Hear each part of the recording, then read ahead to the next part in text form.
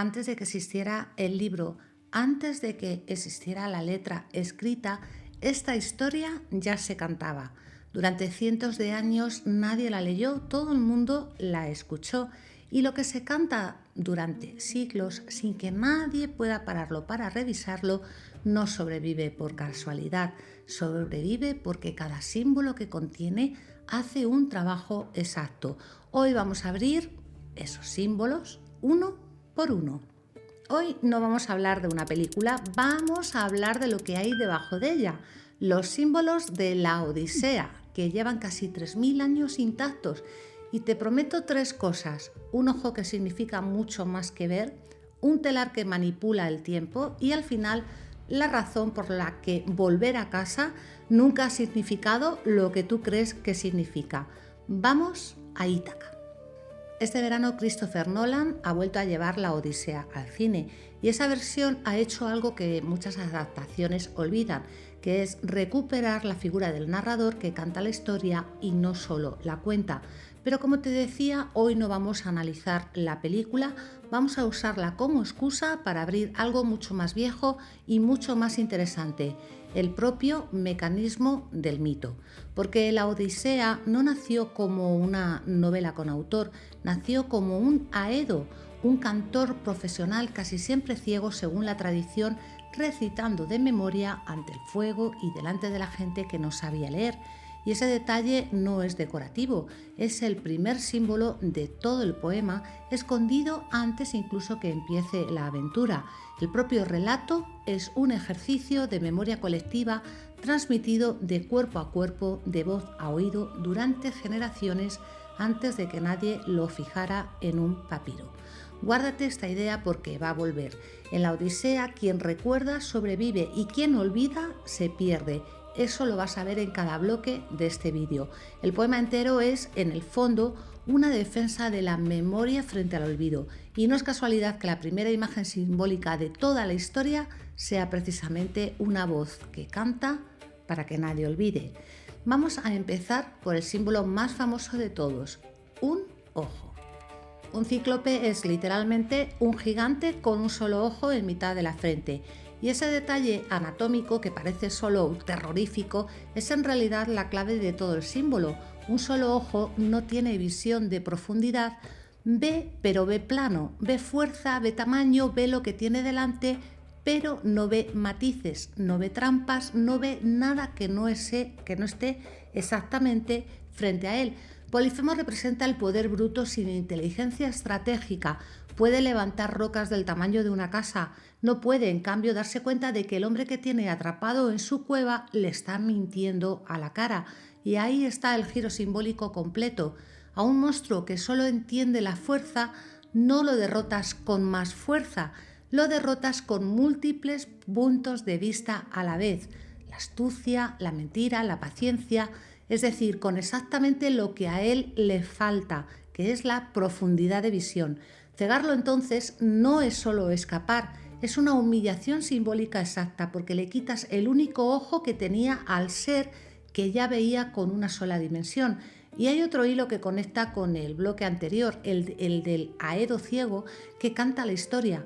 En la mitología griega, la ceguera física aparece una y otra vez asociada paradójicamente a la evidencia interior. Tiresias, el adivino ciego que más adelante va a aparecer en este mismo relato, no ve con los ojos y por eso ve mejor que nadie lo que de verdad importa. El cíclope es el espejo invertido de esa idea. Tiene el ojo y no ve nada. Le sobra el órgano y le falta la comprensión. Después del monstruo de fuerza bruta llegan las dos amenazas opuestas. No te van a matar, te van a hacer olvidar quién eres. Y para un antropólogo esa es una amenaza mucho más seria que cualquier gigante. Una hechicera convierte a los hombres en cerdos. Fíjate el animal elegido porque no es casual. El cerdo, en el imaginario simbólico antiguo, representa el apetito puro, el instinto sin freno, la satisfacción inmediata sin ningún tipo de control. Convertir a un hombre en cerdo no es un castigo aleatorio, es hacer visible por fuera lo que ya estaba pasando por dentro. Hombres que, lejos de casa, sin propósito, se abandonan por completo al placer y dejan de ser personas con un rumbo para convertirse en puro estómago.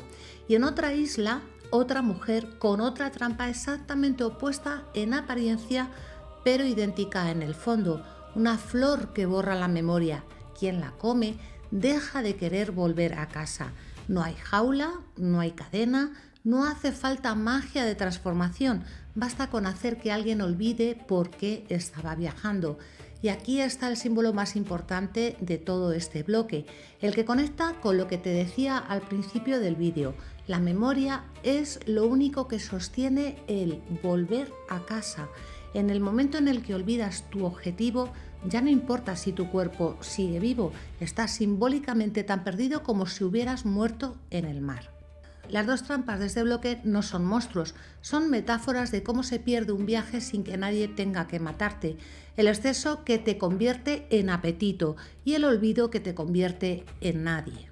Después de la trampa del olvido llega la trampa opuesta, la trampa del pasado perfecto. El canto de las sirenas no es simbólicamente un canto cualquiera. Según la propia tradición del mito, lo que ofrecen es el conocimiento total. Te prometen contarte con total exactitud todo lo que pasó en Troya, toda tu propia historia sin ocultarte nada. Es la tentación de quedarte para siempre escuchando la versión perfecta y completa de tu pasado en vez de seguir construyendo tu futuro. Por eso hay que amarrarse al mástil, no porque el sonido sea desagradable, porque es exactamente el sonido que querrías escuchar para siempre, aunque te cueste la vida. Y justo después, el símbolo más incómodo de todo el poema, un estrecho tan angosto que a un lado hay un remolino que se traga el barco entero y al otro lado un monstruo que solo se queda con 6 marineros. No hay opción segura, solo hay una elección entre dos pérdidas y quien manda tiene que elegir cuál, en silencio, sin consultarlo con quienes van a pagarla. Ese estrecho es simbólicamente cualquier decisión de liderazgo real. No existe la opción sin coste, solo existe la opción de decidir con los ojos abiertos qué pérdida estás dispuesto a asumir y cargar tú solo con el peso de haberlo decidido sin avisar a nadie. Y aquí llega el símbolo central de todo el relato, el que casi nadie se detiene a mirar de frente. Antes de poder volver a casa hay que bajar al reino de los muertos. Esto no es un episodio más de monstruos, es una estructura que la antropología reconoce en ritos de pasos de culturas completamente distintas entre sí, separadas por miles de kilómetros y miles de años. Primero te separas de tu vida anterior, después atraviesas una fase intermedia donde ya no eres quien eras y todavía no eres quien vas a ser y solo entonces puedes reincorporarte transformado a una vida nueva. Ese tramo intermedio, esa tierra de nadie, es simbólicamente una muerte. No hace falta morir de verdad, hace falta atravesar el lugar de los muertos y volver. Y por eso el viaje entero solo se puede completar después de esa bajada.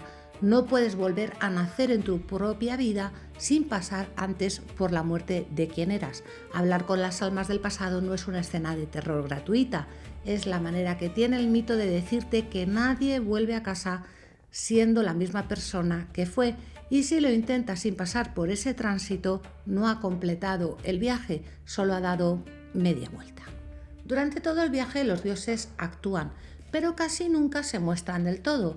Los sientes en la ira del mar, en la suerte que cambia de golpe, en la sensación de estar siendo castigado por algo con intención propia, ¿verdad? Pero rara vez aparecen cara a cara discutiendo entre ellos como personajes cualquiera. Y eso, lejos de ser una ausencia, es exactamente cómo funcionaba lo sagrado en la mentalidad que produjo este mito, no como un espectáculo visible, sino como una presión constante sentida en el cuerpo antes de tener palabras para nombrarla. Y cuando lo sagrado se retira de la vista, algo tiene que ocupar su lugar para sostener el orden moral del mundo. Ese algo en la Odisea tiene nombre: la xenia, la ley sagrada de la hospitalidad. Anfitrión y huésped tienen obligaciones mutuas e inviolables, porque cualquier extraño que llame a tu puerta podría ser en realidad un dios disfrazado. Es una regla tan simple que suena casi infantil. Trata bien a quien no conoces porque no sabes quién es de verdad. Y aquí está el símbolo que conecta este bloque con todo lo anterior. Cuando el miedo directo a un dios visible se retira, la necesidad de límites morales no desaparece, solo cambia de forma, se convierte en costumbre, en código de conducta compartido, en la certeza incómoda de que alguien en algún sitio te está mirando, aunque no puedas señalarlo con el dedo. Los dioses se retiran de la escena, la regla que ellos vigilaban se queda. Antes del final, un símbolo de resistencia silenciosa. Mientras el protagonista lucha fuera de casa, dentro de casa hay una mujer que teje un sudario, vamos a decir, durante el día y lo deshace hilo a hilo cada noche. No es solo una estrategia para ganar tiempo, es un símbolo perfecto de cómo se resiste sin el poder de las armas, manipulando el tiempo mismo, fingiendo avanzar hacia un final que en realidad nunca se termina de tejer. Tejer y destejer es simbólicamente negarse a que la historia termine sin ti delante, y el reconocimiento final no llega por medio de palabras, llega por medio de un arco que solo un cuerpo puede tensar de una manera exacta, irrepetible, imposible de fingir. La identidad en este símbolo no se demuestra hablando, se demuestra con un gesto que el cuerpo recuerda aunque hayan pasado 20 años. Eres quien eres, no por lo que dices que eres, sino por lo que tu cuerpo todavía sabe hacer sin pensarlo. Y el símbolo final, el que cierra todo el poema. La pareja no se queda a gobernar tranquila en el trono que tanto costó recuperar, se marcha navegando hacia el oeste, que es justo la dirección que la cosmología griega reservaba para la muerte y también para Elíseo, el paraíso reservado a los héroes. No es un final feliz convencional, es una elección deliberadamente ambigua entre el descanso eterno y la gloria eterna, dejando atrás para siempre la vida ordinaria. El verdadero destino nunca fue la casa, era la transformación completa que te impide ya quedarte en ella. Todo esto que acabas de escuchar no es solo arqueología de un poema de casi 3000 años. Este verano, Christopher Nolan ha llevado la Odisea al cine. Se estrenó el 17 de julio de 2026, antes de ayer, y es fascinante ver con esta lectura simbólica ya en la mano qué elige mostrar y qué elige ocultar de todo lo que acabamos de analizar. El cíclope está ahí, con su ojo único y su fuerza sin profundidad de visión. Circe está ahí, convirtiendo a los hombres en animales de puro apetito. Calipso, en esta versión, se funde con el episodio del loto. Es ella misma quien alimenta a Odiseo con la flor que le hace olvidar por qué estaba viajando. El mismo símbolo del olvido del que habíamos hablado antes, condensado en una sola isla. Las sirenas suenan y esta vez la cámara te coloca del lado de la tripulación que no puede escuchar, no del lado del héroe atado al mástil. Escila y Caribdis siguen siendo la decisión que un líder toma solo, en silencio, y el descenso al Hades sigue estando ahí, intacto. Pero la decisión más reveladora de toda la película es la que ya adelantamos en el bloque de los dioses ausentes. En casi 3 horas de metraje, el único dios que aparece físicamente en pantalla es Atenea, y de forma además intermitente. Ni Zeus ni Poseidón se muestran jamás con rostro propio, lo que en el mito era una forma de sentir lo sagrado sin verlo de frente. Esta adaptación te lo convierte en una decisión de cámara literal. Los dioses actúan, pero la película se niega a enseñártelos. Y el final cambia justo los dos símbolos que podríamos haber analizado antes, ¿no? El objeto de reconocimiento entre Odiseo y Penélope ya no es la cama tallada en el olivo, sino otro objeto distinto. Y el barco, en efecto, zarpa hacia el oeste, hacia ese destierro voluntario que es a la vez condena y paraíso de héroes. Los símbolos no se han perdido en el camino de casi 3000 años hasta la pantalla grande. Solo, pues vamos a decir que han cambiado de vestuario. además contando con, esa polémica que sabes que hay sobre el papel de la actriz de color, que yo no me voy a meter ahí. Pues si juntas todos los símbolos de este vídeo, aparece un solo mapa debajo de todos ellos. Separarte de lo conocido, resistir el exceso que te convierte en apetito puro, resistir el olvido que te convierte en nadie, aceptar que toda decisión de peso exige perder algo sin consultarlo con nadie y bajar simbólicamente a la muerte, y solo entonces, transformado, demostrar con el cuerpo, no con palabras, quién eres de verdad. Eso no es solo la estructura de un poema griego de hace casi 3000 años, es con distinto vestuario realmente la estructura de cualquier proceso real de transformación humana. Ninguna persona vuelve del todo a su casa después de atravesar una pérdida seria. Vuelve otra persona que se parece a la anterior, pues sí, pero que ya ha estado en el reino de los muertos y ha vuelto sabiendo algo que antes no sabía.